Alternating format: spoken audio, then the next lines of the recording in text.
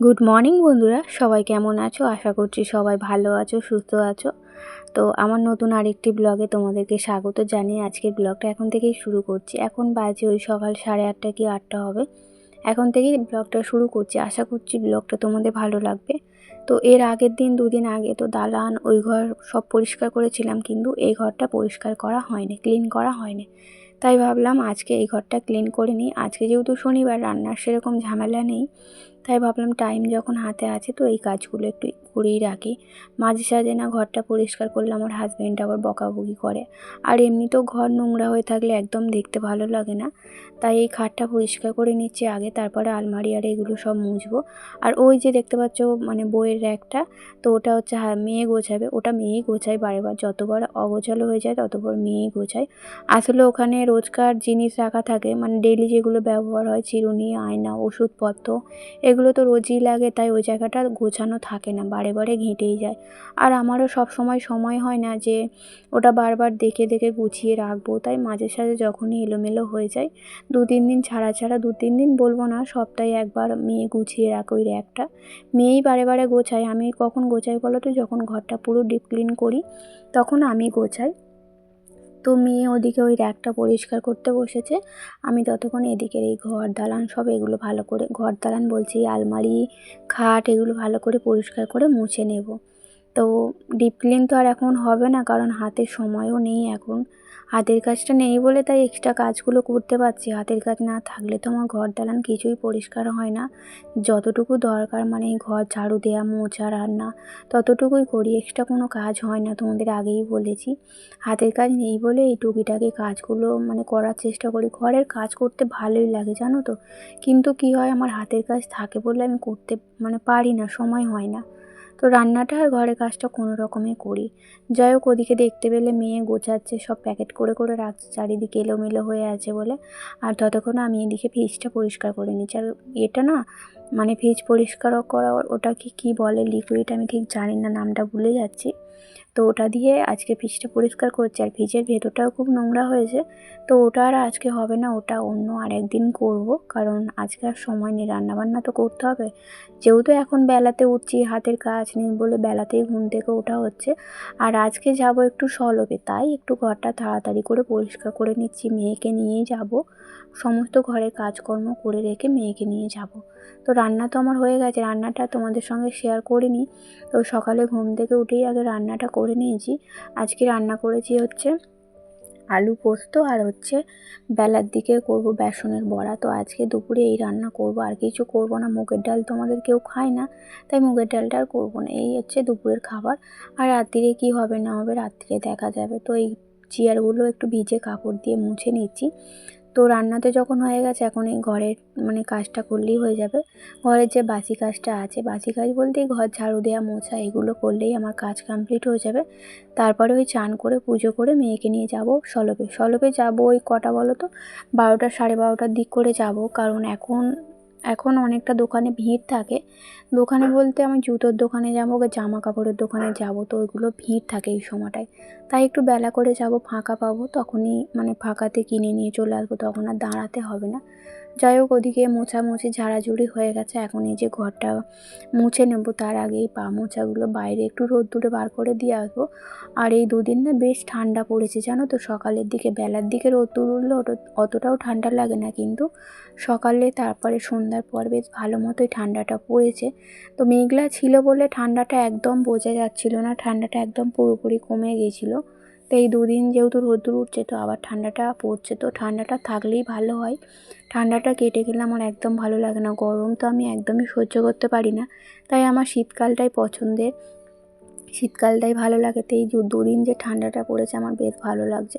তো দুদিন আগে কিন্তু আমার ঘরে পাখা চালাতে হয়েছে, এত গরম পড়েছিল। যে কদিন আর কি মেঘলা ছিল, ওই সরস্বতী পুজোর সপ্তাহটা আর কি, তো এই সপ্তাহে মানে 2-3 দিন আগে পাখা চালাতে হয়েছিল। এত গরম, বাইরে থেকে ঘুরে এলেই, মানে রোদ্দুর থেকে ঘুরে এলেই তো এত গরম হতো, পাখা না চালিয়ে থাকা যেত না। মেয়েকে স্কুল থেকে আনতে গেলে পাখা আমাকে চালাতেই হতো। তো এই আজকে থেকে আবার ঠান্ডাটা পড়েছে, আজকে না কাল থেকে আবার ঠান্ডাটা ভালো মতোই পড়েছে। ভালো বলতে একদম হাড় কাঁপুনি ঠান্ডা নয়, ওই আর কি ঠান্ডা যেটুকুটাই লাগে সেরকম আর কি। যাই হোক, এদিকে আমার ঘর দালান সব ঝাড়ু দেওয়া হয়ে গেছে। এখন এই যে দালানটা ঝাড়ু দিচ্ছি, ঝাড়ু দিয়ে তারপরে ঘরটা মুছবো।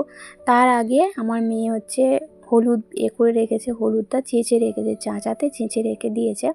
তো সরস্বতী পুজোর সময় হলুদটা আনা হয়েছিল, তো ঘরটা মুছেই নিলাম জানো তো, সেটা তোমাদের সঙ্গে শেয়ার করলাম না। হলুদটা আনা ছিল পরে থেকে থেকে নষ্ট হবে, তাই কাজের মাঝে একটু নিজের জন্য সময় বার করে স্কিন কেয়ার করছি। তো হয় না জানো তো, মাঝে সাঝে ভাবি যে নিজের স্কিনটার একটু যত্ন নেব, মুখটার একটু যত্ন নেব, কিন্তু সময়ের অভাবে কিছু হয় না। তো আজকে ভাবলাম না, যতই কাজ থাক যাই থাক, হলুদটা আজকে মাখবো। সরস্বতী পুজোর দিন মাখা হয়নি, মেয়ে মেখেছিল কিন্তু আমার মাখা হয়নি, তাই আজকে এই যে বসে বসে রোদ্দুরে হলুদ মাখছি। তো হলুদটা মেখে চান করে পুজো করে জুতো কিনে নিয়ে এসেছি। তো কী জুতো কিনেছি না কিনেছি সেটাও তোমাদের সঙ্গে দেখাবো পরে। তো তার আগে এখন এই যে বেসনটা গুলে নিচ্ছি, কারণ এখন অনেকটা বেলা হয়ে গেছে, হাজবেন্ড খেতে চলে আসবে, বেসনটা গুলে রাখছি, যখন আসবে তখন আর কি গরম গরম ভেজে নেব। আর আজকে যেহেতু ঘর পরিষ্কার করেছি, রান্নাঘরের এই জায়গাটাও না ভালো করে একদম পরিষ্কার করে নিয়েছি, এর একটাও সার্ফে দিয়ে ধুয়ে নিয়েছি, একদম তেল চিটে মতো হয়েছিল। আর এখানে যে কাগজগুলো পাতা ছিল সেগুলোও সার্ফে দিয়ে ধুয়ে রোদ্দুরে শুকনো করতে দিয়েছি, ওগুলোও অনেক দিনই পরিষ্কার হয়নি। কি বলো তো, আরও দুটো থাকলে তো পাল্টে পাল্টে পরিষ্কার করা হয় আর কি, নেই বলে ওগুলোই আর কি ভালো করে আবার সার্ফে দিয়ে ভালো করে ধুয়ে শুকনো করতে দিয়েছি। তো এদিকে বাসনগুলো রোদ্দুরে দিয়েছিলাম, তার সঙ্গে দিয়েছিলাম আলু। তো আলুটা যেহেতু বেসনের সঙ্গে বড়া করব, তো আলুটা ভিজে থাকলে না বেসন গায়ে লাগে না আলুর গায়ে, তাই জন্য আলুটা একটু কী করেছি রোদ্দুরে শুকনো করে নিয়েছি, যাতে বেসনটা ভালোভাবে আলুর গায়ে লাগে। তো এইখানে দুটো চুবড়ি করে মিলে আর কি রোদ্দুরে শুকনো করে নিচ্ছি, একটু পরেই ভাজবো। এখন কটা বাজে বলো তো, এখন বাজে ওই 3টের মতো বাজে। তো তারপর থেকে তোমাদের সঙ্গে আর ভিডিও শেয়ার করা হয় না, খাওয়া দাওয়া করে একটু রেস্ট নিচ্ছিলাম, আসলে ভিডিওটা এডিট করছিলাম, তাই তোমাদের সঙ্গে আর কিছু শেয়ার করা হয় না। এখন এই বিকেলবেলা তো রোদ্দুরটা চলে গেছে, ভাবলাম না বাসনটা একটু মেজে নিই। তো বেশি বাসন নেই, বেশি অন্ধকার হয়ে গেলে আবার কী হয় বলো তো, খুব মশা কামড়ায় এখানে না, সন্ধ্যের পরে একদম বসা যায় না। সন্ধ্যেটা কেটে গেলে তবু বসা যায়, কিন্তু যখন সন্ধ্যের মুখটা হব হব থাকে তখন এত মশা যে কোনো কাজ বাইরে ঘরে কোনো কাজই করতে ইচ্ছা করে না। আর ঘরের মধ্যে তো সব সময় অল আউট জেলে রেখে দিতে হয় গুড নাইট, তো বাইরে তো আর চালা যায় না। তো বাইরে এই কিছু কোনো কাজ থাকলে আমাকে এই মশার কামড় খেয়ে খেয়ে করতে হয়। কিন্তু আমার মায়ের ওখানে কিন্তু অত মশা নেই, যেহেতু আমার ঘরের পেছনে ড্রেন আছে, তাই জন্যে এত মশার উৎপাত। যাই হোক, এখন এই যে বাসনটা মাজা হয়ে গেলে বাসনপত্র মেজে নিয়েছি, আর একটু না শুয়ে পড়েছিলাম আর একটু ঘুমিয়েও নিয়েছিলাম জানো তো, তাই জন্য কোনো কাজ আর করতে ভালো লাগছে না। আর এখন এই যে রাত্রিরের জন্য রান্নার প্রস্তুতি শুরু হয়ে গেছে, তো ভাবছি যে না এগুলো করে রেখে দিই, সেই তো আমাকেই করতে হবে রাত্রিরে, তো তাই ভাবলাম আমি এখন এগুলো করে রেখে দিই। কী করছি বলো তো, এখন জিরে আদা এগুলো একটু বেটে রেখে দিচ্ছি। ওবেলা মানে ওই সকালের দিকে মেয়েকে বলেছিলাম একটু কড়াই ভিজিয়ে রাখতে, সকালে বলতে ওই বেলার দিকে খাওয়া দাওয়া করার পর মেয়েকে বলেছিলাম একটু মটর কড়াই ভিজিয়ে রাখতে, তো মটর কড়াইটা ভিজিয়ে রেখেছে, তো ওটাই আর কি ঘুগনি করব। তো নিরামিষ ঘুগনি আমার হাজব্যান্ড খেতে খুব পছন্দ করে, আমার আবার নিরামিষটা একদম ভালো লাগে না, তাই হাজব্যান্ডের জন্য করতে হচ্ছে। আমি ভেবেছিলাম ছোলার ডাল করব, তো হাজব্যান্ড ওবেলা এসে বলে গেছে, খেতে এসেছিলো, বলেই গেছে যে ছোলার ডাল আমার জন্য করবে না।